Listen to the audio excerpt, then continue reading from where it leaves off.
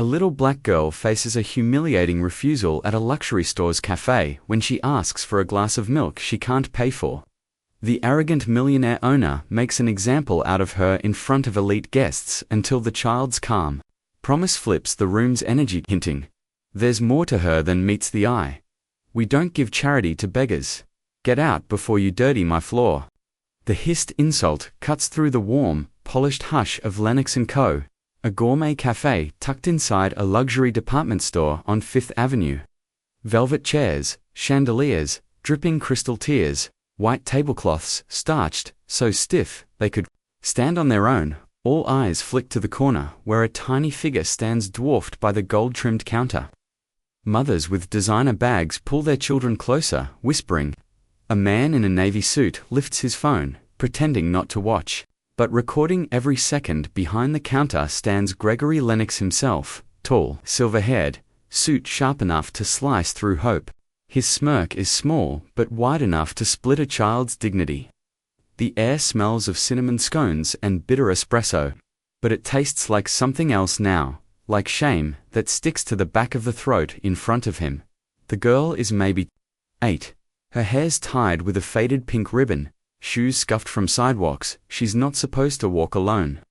She clutches a crumpled dollar bill in her small fist, her entire empire. Her lips part, but words jam behind her teeth. She tries to smile. It looks like a crack on porcelain. I just wanted a glass of milk, sir, she says. Her voice is a ghost in the chandelier glow. She lays the dollar on the marble counter. It looks like a crime scene. Gregory taps it with one manicured finger and laughs, loud enough to echo off the walls. A couple in pearls and polo shirts giggle politely. The barista behind him looks away, stirring foam in circles that never break. "Dollar doesn't even pay for my napkins, sweetheart," Gregory sneers. "Try the shelter down the street. Maybe they'll teach you where your kind belongs." Silence rolls across the cafe like a spilled drink. No one moves. No one wants to stand with her, a lone dark figure on a field of white linen. Outside, the sky is summer blue, but here the air feels icy, a private winter for one. The girl's eyes don't drop, her shoulders don't fold. There's a tremor in her chin, but her voice, when it comes again, is steady, a wire pulled tight. "I can pay when I grow up," she says. Gregory laughs again, sharper this time, covering something he doesn't want the room to hear, a crack in the marble of his pride. "When you grow up, do you know who I am? Do you think I run a tab for street rats?" A single snicker escapes a man by the window. A spoon clinks nervously into a cup. The little girl glances at them. The audience who won't clap, the witnesses who won't speak. She picks up her dollar bill, folds it carefully, slips it back into her coat pocket, then, with slow, deliberate care, she steps closer to the counter. She leans forward so only Gregory can hear, but the hush is so deep that every word falls like a stone into a pond. "I promise to pay you back when I grow up," she says again, softer now, but her eyes flash like headlights cutting fog. She reaches out, tiny brown hand against the pristine white counter, and places her palm flat on its cold marble. A single smudge remains when she pulls it back, a ghost fingerprint no polish can wipe away. Gregory's smile falters. The cafe shifts. A ripple runs through silk and velvet and diamonds. For a second, it's not the millionaire who towers over the girl, but the girl who stands taller than his legacy. She turns, chin lifted. The heavy door swings open with a squeal that shouldn't fit this expensive quiet. Sunlight pours in behind her, throwing her small silhouette in gold. She pauses at the threshold, half in shadow, half in light, and looks over her shoulder one last time. "When I come back, sir," she says, her voice calm thunder. "Make sure you're still here to collect." She steps out, the door clicks shut. For a heartbeat, the cafe is frozen. Porcelain cups mid-sip, forks hovering over untouched pastries. Gregory Lennox stands rooted behind his marble counter, one manicured hand wiping at the smudge she left behind, but it won't come off. Outside, a summer wind lifts the girl's ribbon. She walks away, tiny shoes. Big promise, vanishing into a city that has no idea what's coming for it. Gregory Lennox prided himself on control. On the perfect chill of his cafe's marble counters, on the hush of obedient staff, on the hush-hush wealth that drifted through Lennox & Co. like perfume. But when the door shut behind that black girl, the air didn't settle, it crackled. Tiny hairline fractures spread under the polished surface, invisible but unstoppable. At table 5, a woman named Claire Reynolds stirred her tea long after it went cold. She'd come for an interview, a feature piece on the man behind Fifth Avenue's newest luxury playground. She'd been promised a glimpse of generosity, the charm that turned old money into new headlines. Instead, she'd watched a child stand alone in front of chandeliers and gleaming cups, her tiny voice scraping against marble cruelty. Claire's phone sat in her purse, its recorder still humming. She hadn't meant to press it when the girl stepped up to the counter, but her fingers had moved on their own, as if her gut knew the world might need to hear what Lennox tried to bury under laughter. At the counter, Gregory wiped the smudge again. Again, it didn't fade. He forced a smile at the lingering guest's polite apologies, a dramatic sigh, a joke about unruly children. The Pearls and Polo couple forced a laugh back, but their eyes darted to the door. Gossip is hungry, and money loves a scandal to chew on. When coffee grows cold, in the corner, the man in the navy suit, the one who filmed the whole thing, slipped his phone into his coat. He caught Claire's eye and tipped an invisible hat. His name was Marcus Jones, freelancer, part-time truth seeker, full-time troublemaker, when the city forgot its conscience. As Gregory posed for a staged photo behind the pastry case, Marcus slipped out the side door and spotted the girl half a block away. She walked steady, ribbon bouncing against her curls. The city swallowed children like her daily invisible hands, pushing them to corners where cameras didn't go and stories never found a page, but not today. Not her. Marcus fell in step behind her, just far enough to watch. She paused at a cracked bus stop bench, climbed up to sit cross-legged like a tiny queen surveying cracked asphalt. In her pocket, she pressed the dollar bill flat against her knee, smoothing its wrinkles with careful fingers. People passed her without seeing her. Sharp suits, high heels, delivery men balancing coffee trays, teenagers with headphones leaking bass. But Marcus saw. He pulled out his phone again, lifted it just enough to capture her face, framed by the chaos of New York's rush hour. She looked so small, yet so solid, as if the street around her bent to avoid breaking her calm. He wanted to ask her name. He wanted to hand her $5, 10, 20, but something in her posture told him this wasn't about charity. It was about that promise she'd thrown back like a coin into a wishing well she planned to own someday. Back in the cafe, Gregory's laughter finally faded when the last polite guest drifted out.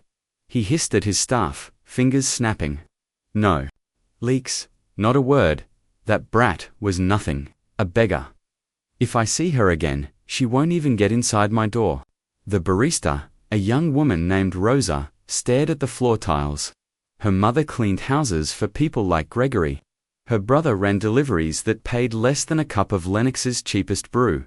She'd seen that little girl's eyes. She knew they didn't beg, they promised. And promises echo in places rich men never hear until it's too late. Out on the sidewalk, Claire stepped into the sunlight, phone clutched like a secret too hot to hold. She tapped Marcus's shoulder as he filmed the girl smoothing her dollar. He flinched, then grinned when he recognized her. Journalist, right? Marcus asked, keeping his lens steady. Same to you, Claire said. She nodded at the girl. Got a name yet? Not yet, Marcus murmured. But I've got a story. Claire watched the child hop off the bench, her shoes slapping the pavement in soft, steady defiance. A ripple, yes, but ripples grow teeth when they find the right current. They watched her disappear down the block, past neon signs and chained-up bikes and windows stuffed with mannequins in dresses they'd never afford. Claire didn't know the girl's name, but she knew this much. The world just met a promise in pigtails. And Gregory Lennox's marble fortress was about to learn how fast marble can crack when whispers start to roar. Marcus kept a careful distance, though the little girl seemed to know she was being watched. She didn't look back once, but every now and then she'd slow just enough, like she was giving him permission to follow without asking questions yet. They crossed out of the glitzy midtown into streets where sidewalks cracked under neglected lampposts. The shops here didn't sell silk or gourmet pastries. A bodega window was taped where someone had thrown a rock. Handwritten signs begged for loose change, selling bus passes and lottery tickets that never hit. She ducked into a narrow alley, and Marcus paused at the mouth, phone tucked away now. He didn't want footage anymore, he wanted answers. He found her perched on the stoop of a worn brick building. Faded green door behind her marked with peeling paint and a single number. 1463B. She watched him like she'd been expecting him to show up. Her eyes were too old for 8 years, maybe older than his own, and he was pushing 40. You followed me? She said matter-of-fact. She hugged her knees to her chest. I did, Marcus admitted. He lifted both hands, no tricks. Just wanted to make sure you were safe. I am, she said. Then, after a moment, why'd you care? Marcus sat on the bottom step, leaving 3 rungs between them. Respectful distance. I saw what happened back there. You shouldn't have to stand alone. She thought about that, lips pressing into a line. You saw him laugh. Yeah, you saw them watch. Yeah, she cracked a tiny smile, tired, not mean. Then you know the world. Marcus chuckled, low in his throat. Maybe, but I think you know it better. What's your name? She hesitated, then decided he'd earned it, at least for now. Amara, Amara, he repeated. That's beautiful. It means grace, she said, voice drifting. Mama says it means I have to stay soft even when people try to make me hard. He nodded, storing that away. Where's your mum? Amara tilted her head toward the door. Inside, she's resting. Night shift at the hospital. Sometimes, she doesn't get breaks to sleep. A nurse, Marcus guessed. The backbone of this city, invisible until someone needs saving at 3 in the morning. He looked around. A few neighbors passed, old women pushing carts. A boy dribbling a deflated basketball. Nobody paid them much mind to shadows on a stoop, didn't register in a place where shadows piled up all the time. You hungry? Marcus asked. Amara shrugged. Mama left me rice. I'm okay. He reached into his pocket, pulled out a crumpled bill, 20 times what she'd offered Gregory Lennox. She didn't take it. I don't want money, she said, quiet but firm. He respected that. Folded it back up, slipped it away. Okay, then what do you want? Amara traced a crack in the concrete with her shoe. A glass of milk, she murmured, half smile blooming again. Paid for by me, it wasn't. About the milk, he got that he could buy her gallons, but she didn't want charity. She wanted the world to see her standing tall, paying her own way. Wiping Gregory's smirk off the marble with her promise. Marcus pulled out his phone, thumb hovering. Do you mind if people hear your story? Not just my footage, the truth, your words. Amara considered this. For a second, she looked like any kid deciding whether to share a secret or keep it locked in a shoebox under the bed. Then she nodded, slow and certain. Only if you tell it right, she said. I promise. Inside 1463B, the cracked hallway smelled of boiled rice and lemon cleaner. Marcus knocked gently. The door opened to a woman in scrubs, dark circles under her eyes, hair pulled back but not neat enough to hide her exhaustion. She clocked Marcus in a heartbeat. Strange man stoop, her daughter outside, her shoulders squared. Can I help you? She asked, voice like steel wrapped in velvet. Name's Marcus Jones, ma'am. I saw what happened with Amara today. Her eyes flicked to her daughter. Amara lifted her chin in that same calm, defiant way she'd stood before Gregory's marble throne. I'm sorry if I scared you, Marcus added. I'm a journalist. I want to help tell her story. The mother, Grace, her name tag red crossed her arms, leaning against the doorframe. You think her story's worth telling? Marcus met her stare. I think the world needs to remember what a promise looks like. Grace's posture softened, just a notch. She glanced down at Amara, who nodded once, tiny queen giving her blessing. Then you come inside, Grace said. But if you twist her words, we'll remind you who you're dealing with. Marcus almost smiled. He stepped over the threshold into their small apartment, into the quiet kingdom where one promise waited to grow big enough to knock marble walls down flat. In the small living room of apartment 1463B. A battered couch sagged under the weight of things unsaid. Amara sat cross-legged on the floor, her head resting against her mother's knee. Grace watched Marcus set up his recorder on the chipped coffee table, the green light blinking like an anxious heartbeat. You ready, Amara? Marcus asked. Voice gentle, Amara didn't look at the camera. She looked at her mother instead, who gave her hand a quiet squeeze. Then she nodded once. Steady, fearless. The same way she'd faced Gregory's polished sneer. Marcus asked simple questions first. Her name, her age, why she'd gone to Lennox & Co. for a glass of milk she couldn't yet afford. Her answers were so soft, they made the room feel like it was leaning in just to hear. I just wanted milk, she said. Mama says milk makes bones strong. I thought maybe it would make my promise strong too. Grace closed her eyes at that, her thumb brushing Amara's small knuckles. Marcus let the camera roll in silence. No interruptions. No polished angles. Just truth, bare and breathing. When he left, the sky had gone bruised purple. City lights blinking alive, like stars that never rested. He dialed Claire before he even hit the corner. You in? He asked when she picked up. I've been in since she folded that dollar bill, Claire shot back.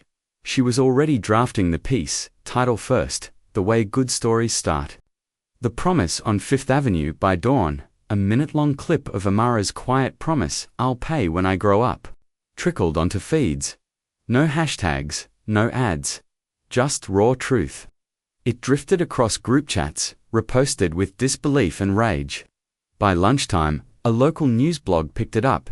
By evening, it hit national news. A child refused milk by a millionaire, who wore his generosity like a tailored suit until it no longer fit in the marble fortress of Lennox & Co. Gregory stared at his phone as the numbers climbed. Views, comments, angry DMs that bled into his inbox like paper cuts. He barked at his PR team until his throat burned raw. Spin it, he ordered, voice acidic. She was trespassing. She was disruptive. Make people understand I run a business, not a soup kitchen. His lawyers drafted statements wrapped in polite threats. His publicist typed apologies so cold they melted nothing. But the damage had slipped under the locked door already, through baristas who whispered to friends, through guests who confessed they'd laughed at the girl and felt something dark and sour ever since. Rosa, the barista, watched the viral clip on her break in the staff locker room. She saw Amara's tiny palm pressed to marble, leaving a smudge that wouldn't wash away. She saw the promise repeated in the caption under every share. One day she'd pay him back, but not the way he expects. Rosa thought about her mother, scrubbing floors for families who tipped in pennies but dropped gold on brunch. She thought about the managers who called her sweetie but docked her pay when she coughed too long. She thought about Lennox's laughter when Gregory strutted into the back that afternoon. She didn't stand up straighter like she used to. She met his eyes, flat and steady. He didn't notice, not yet, that her silence had turned sharp. Outside the cafe, cameras gathered like wolves sniffing blood. Reporters blocked the glass doors. Guests slipped past them, hoping not to be seen sipping cappuccinos where a child's dignity had been refused. Inside, Gregory barked at managers, demanded loyalty oaths in meetings that dripped fear. One young assistant manager, Calvin, sat through it all, his tie too tight, the word, "Yes sir," on repeat, like a prayer.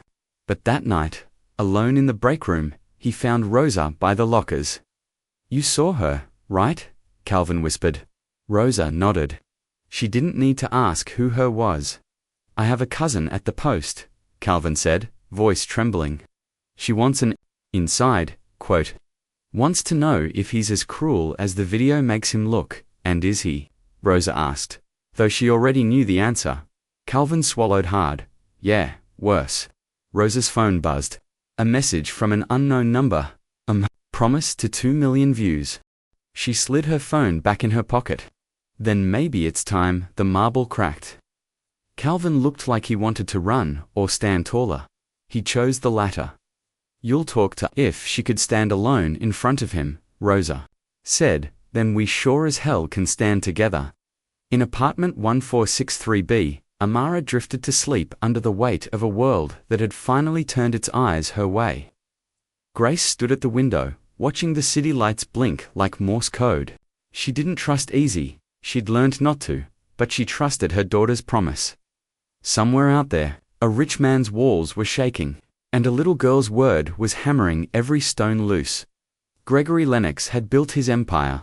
On marble, literal, and otherwise, every lobby floor he owned, every cafe counter, every reception desk in the luxury stores that bore his name gleamed with imported slabs. So smooth, they could hold a man's reflection like a mirror. Now, that mirror cracked each time someone pressed play on Amara's clip.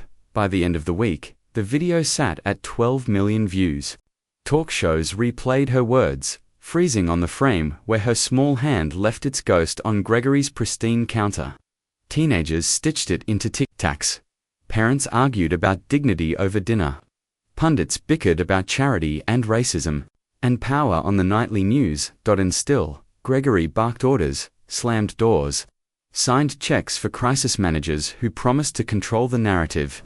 But they couldn't plug a leak that lived in millions of hearts now, a leak that kept whispering one day. She'll pay him back. Rosa sat at her kitchen table after her shift. Her shoes kicked under the chair, her phone screen a cracked portal to a world she'd only watched from the outside. She read the comments. Thousands of strangers calling Amara brave, calling Lennox heartless. A message pinged her phone. Calvin again. Tomorrow's piece goes live. You in? She thought about the way Gregory looked at her, the way his fingers tapped marble like it belonged to him, like they never would. About her mother, her little sister still believing this city could be kind if you were kind first. I'm in, she typed back. Claire's article dropped with sunrise. Behind marble walls, the workers of Lennox speak. It wasn't long, no ads, no pops, no distractions, just Rosa's quiet voice describing Gregory's small humiliations that piled up like pebbles until they crushed you from inside. Calvin's account of overtime promises that vanished. Quotes about whispered slurs, petty fines for being 5 minutes late. Tips pocketed by managers. And threaded through every line, Amara's promise echoed like a bell no hush order could. Silence. Amara sat at her kitchen table, 2 knees tucked to her chest. The dollar bill she'd folded at Lennox & Co. now lived under a magnet on their fridge. She traced the wrinkled edge with a finger, while Grace scrolled headlines in the soft blue glow of her phone. Do you want this? Grace asked, voice careful. All these people watching. Amara's shoulders lifted, fell. I didn't want them to watch me, she said. I wanted them to see him. Grace closed her eyes, breathing that in. Her daughter didn't care about fame. She cared about marble floors, how cold they felt when you weren't welcome to stand on them. She cared about promises, how heavy they grew if you carried them alone. In Lennox's downtown headquarters, Gregory fumed behind double oak doors. The room reeked of burnt espresso and the cheap, anxious sweat of PR men in overpriced suits. It's a phase, Gregory growled to no one in particular. Internet outrage passes. They'll forget. But even as he said it, he knew he was lying to himself. The marble under his feet felt thinner these days, like if he stomped too hard, it might split wide enough to swallow him whole. His phone buzzed. A message from his lawyer. She's only a child, ignore it. She fade. Gregory nearly flung the phone across the office, because under the polished surface of that suggestion, he heard what they all feared but wouldn't say out loud. The world didn't want to forget. Outside, cameras perched at Lennox & Co.'s gilded doors. Protesters began to appear, first 3, then a dozen, then 50. Parents pushing strollers, students with handmade signs, I promise to pay. Milk is dignity. No child begs for respect. Marcus watched it all from across the street, camera rolling. Claire stood beside him, notebook ready. They weren't pushing a story anymore. The story was alive, breathing on its own. "You think she knows how big this is?" Claire asked. Marcus grinned, eyes locked on the swirl of posters, chants rising like a wave. "I think she knew before any of us did." In apartment 1463B, Amara fell asleep on the couch, TV flickering in the corner with her own face frozen mid-promise. Grace sat nearby, braiding her daughter's hair between fingers roughened by night shifts. Tomorrow, she'd wake up to more cameras, more questions, but tonight was soft, a promise kept close to the chest, warm and safe. Outside, marble cracked. A little more somewhere, an empire trembled at the weight of one quiet girl who'd promised to pay when she grew up, and meant every word that the marble counter at Lennox & Co. had always been a place to lean for the powerful, a gleaming slab where deals were struck, apologies buried under polite laughter. But now it was a stage, and the audience outside refused to leave. Each morning the crowd grew, mothers with toddlers perched on shoulders, college kids scribbling slogans on cardboard, old men who remembered other protests with batons and tear gas. News vans parked like hungry beasts. Phones filmed every chant. "One day she'll pay him back." Over and over, the promise circled like a hawk above marble walls. Inside, Gregory Lennox's voice cracked as he barked into conference calls. The speakerphone spat out worried phrases. Brand damage, investor unease, ethical funds threatening to divest. His inner circle, men who'd once begged for his favor, now watched him like he was a bomb counting down. "It's a child," Gregory hissed to the faces on his screen. "We can bury a child's story." But even he heard the sour note in his own voice, because for the first time, the marble didn't feel thick enough to hold his weight. He caught Rosa watching him again, her expression calm, unreadable. He hated that look, hated how it mirrored Amara's, unbothered by his noise, at apartment 1463B. The doorbell rang until Grace cracked the chain open to peek out. Another journalist, another microphone, another promise to tell the truth. She slammed it shut. Before they finished their pitch, inside, Amara sat on the carpet, folding the same dollar bill over and over until it looked like a fragile paper boat. Grace crouched beside her, smoothing stray braids behind her ear. "You're okay, baby?" she asked. Amara shrugged, her eyes drifting to the TV behind her. A panel of strangers argued over her like she was an exhibit. "Poor kid," one host said. "Using her for politics," said another. "I didn't ask them to talk about me," Amara whispered. Grace pressed a kiss to her temple. "I know." For the first time, the promise felt heavy in Grace's chest. Not because Amara had made it, but because the world now wanted to own it. Twist it, sell it, like another headline. Marcus sat in his cramped office, phone lighting up every 10 seconds with messages he couldn't answer fast enough. "Did you expect this?" Claire asked, perched on the arm of his worn chair. Marcus watched Amara's clip again, just the part where she presses her palm to the marble. He knew exactly where that smudge was. Rosa had texted him, "Still there. He makes us polish it. Twice a day, but it never fades." "It's bigger than I thought," Marcus said. "But so is she." Claire tapped her pencil on her knee. "Her mother's scared." "She should be." Marcus sighed. "Spotlight burns. But if we walk away now, Gregory wins." He pulled up his notes, a list of employees ready to speak. Next, one by one, tiny cracks spiderwebbing under Lennox's empire. Back at the cafe, Rosa and Calvin shared glances that said what their lips couldn't. How much longer do we stay quiet? The air in the staff room was electric with betrayal. They had all seen Gregory's mask slip, the late-night tirades, the flung cups, the whispered threats. Rosa scrolled through Amara's latest clip on break, a short grainy video someone had filmed of her waving shyly at protesters from her apartment window. No speeches, no big gestures, just a child. Too small for the burden draped on her shoulders. She didn't ask for any of this. Rosa murmured. Calvin sipped cold coffee beside her. "But she's handling it better than any of us." By Friday, protesters filled the entire block. Lennox's security tried to shoo them away. Cameras caught every push, every harsh word. Overnight, a new chant replaced the old one. Marble cracks. Promises Dan single quotes. TR inside, Gregory raged. He smashed his phone against the counter where Amara's tiny hand had once rested. He screamed at managers, flung folders at lawyers. He threatened to sue everyone, the press, the protesters, the city itself. But the marble didn't care. The smudge stayed at home. Grace tucked Amara into bed early. She sat on the edge of the blanket while her daughter's eyes fluttered shut. "You know you're not alone, right?" Grace whispered. "Not ever." Amara's lashes flicked. "I know, you're here, and Mama." Her voice drifted. "Yes, baby, when I grow up, what if I can't pay it all back?" Grace traced her knuckles gently. "Then you keep paying forward instead. That's how we stay rich, even when we're not." Outside their window, the city hummed horns, chants, cameras flashing like tiny thunderbolts.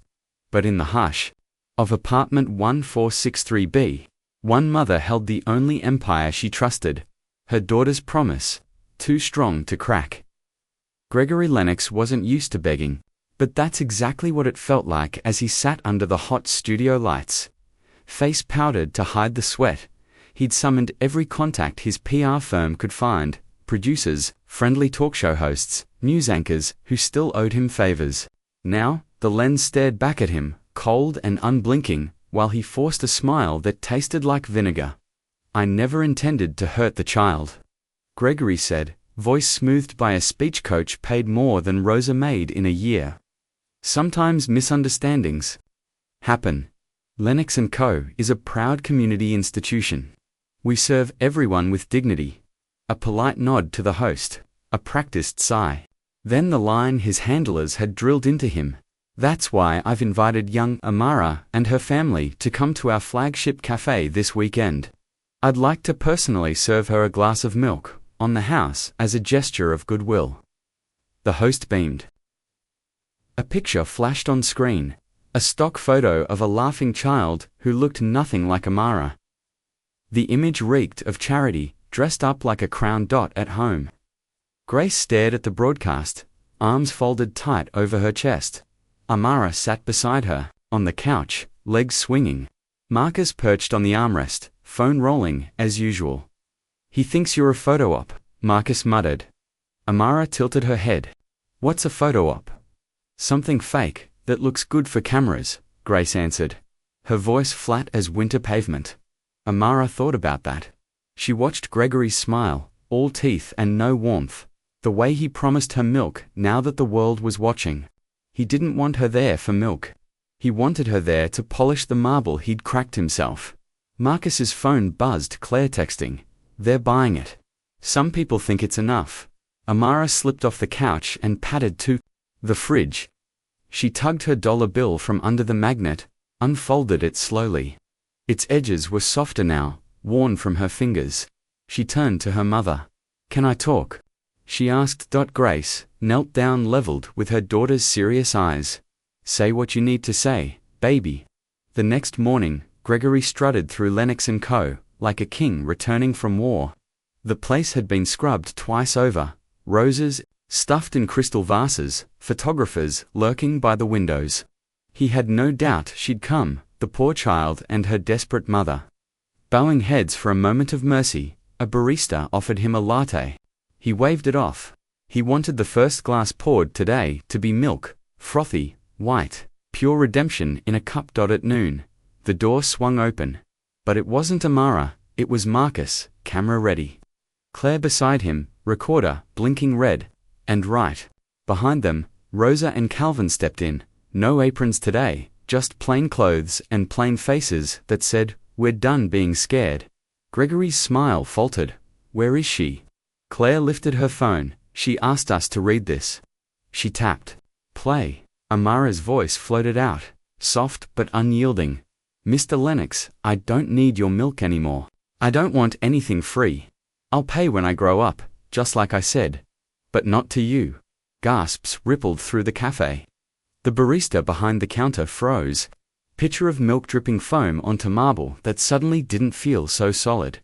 Gregory lunged forward, Words scrambled. This isn't how we do things here, but Rosa stepped forward, voice steady. Maybe it's how we do things now. Outside, the crowd swelled again, reading Amara's words on every screen. No one cared about Gregory's apology anymore. They cared about the promise, still unpaid, still echoing in marble halls too proud to listen. Inside, Calvin pulled a slip of paper from his pocket. A printed list of signatures. Staff petition, fair pay, equal treatment. He laid it on the counter where Amara's smudge still ghosted under polish. You should sign it. Mr. Lennox, Calvin said, polite as poison. Gregory looked at them, at the faces that used to bow. When he snapped his fingers, now they stood taller than him, untouchable because they were many. And he was just one man behind a marble counter that wouldn't protect him anymore. Back at 1463B, Amara watched it all from her mother's phone. She didn't smile, she didn't cheer, she just folded her dollar bill one more time, crease over crease, until it fit in her palm like a tiny flag nobody could steal. Grace brushed a hand over her hair. You proud of yourself? Amara shrugged. I didn't say anything big. Grace's laugh was soft, but sharp with pride. Sometimes the smallest words shake the biggest walls. Amara slipped the dollar into her pocket, already dreaming of the day she'd hand it over, not to buy milk, but to build something bigger than marble could ever hold. By Monday morning, the marble floors of Lennox & Co. sat cold and empty. No polite hum of wealthy patrons, no quiet clink of gold-trimmed cups. Just silence and the echo of feet that never came. Outside, picket signs bobbed like restless sails in the wind. I promised to pay, but not you. No milk for tyrants. Small hands, big promise. Marcus filmed every chant, every sign, every grandmother, marching arm in arm with college kids who'd never set foot in a Lennox cafe until they learned what marble could hide. Inside. Gregory stood at the massive window, staring down at the sea of umbrellas and homemade posters. The place that had once felt like a fortress, now felt like a glass box with cracks at every corner. Grace found her front steps stacked with letters. Some were warm cards with scribbled drawings of milk cartons and tiny promises from kids she'd never met. Some were not.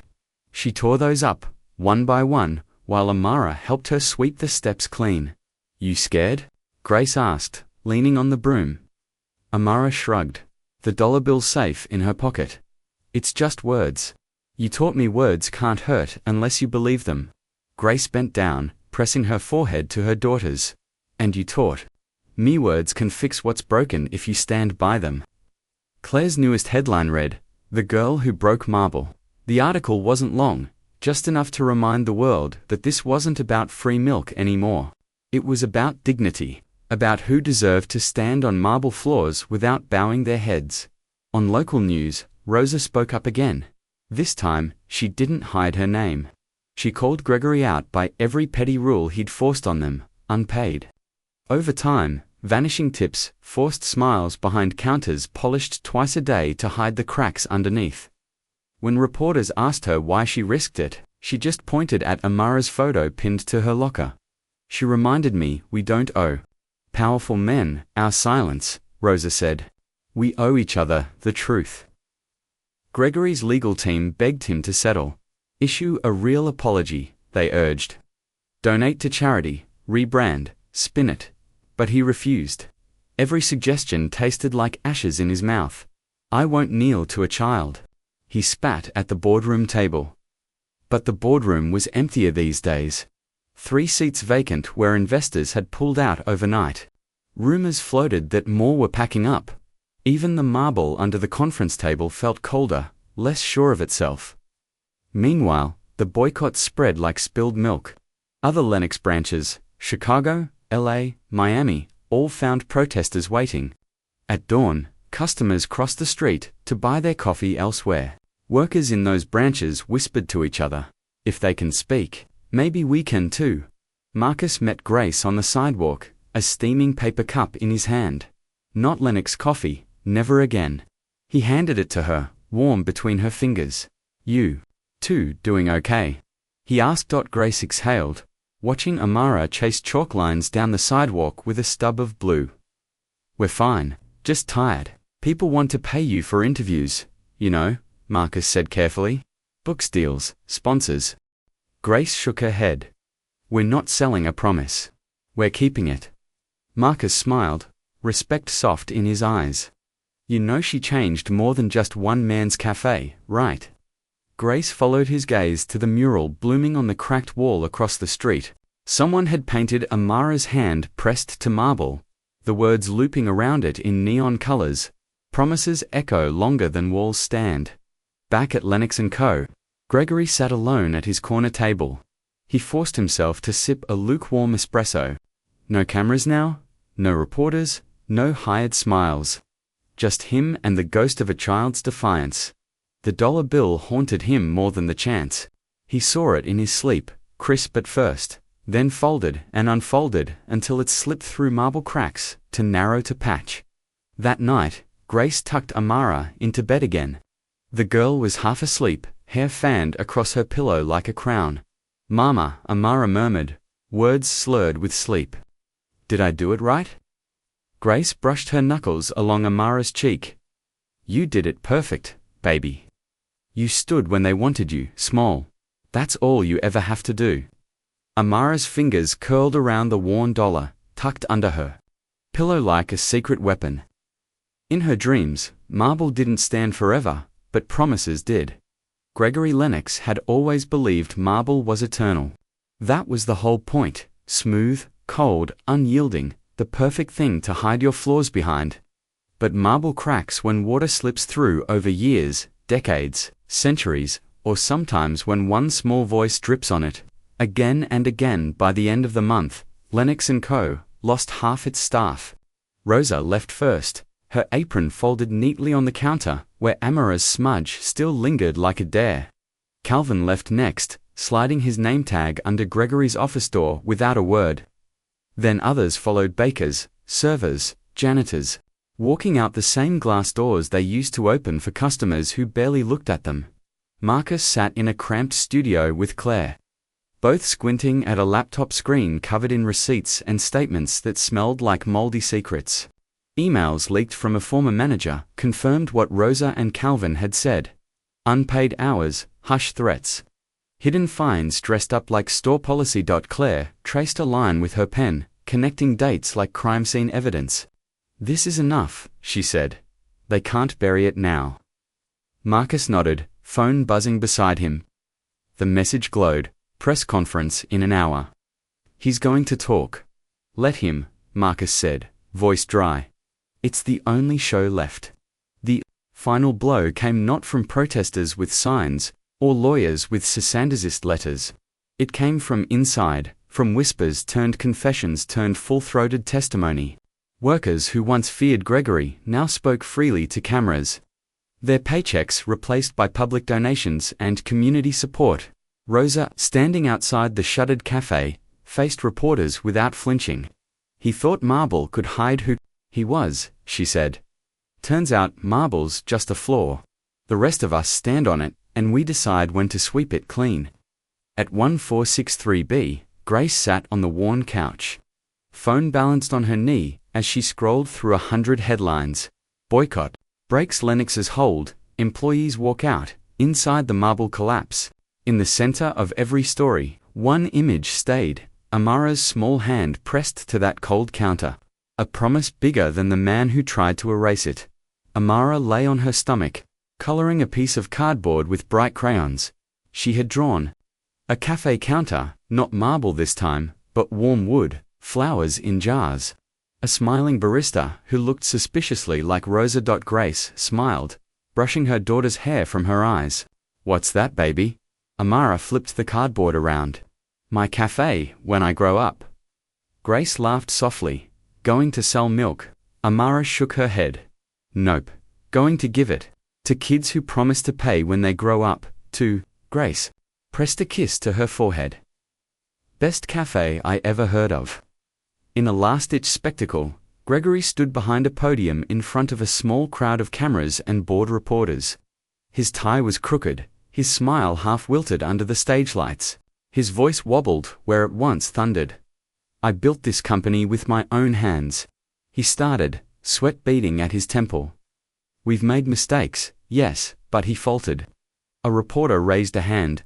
"Mr. Lennox, will you apologize?" Directly to Amara and her family. Gregory's jaw tightened. He cleared his throat, eyes darting to the marble floor at his feet, the one thing that had always made him feel bigger than the rest.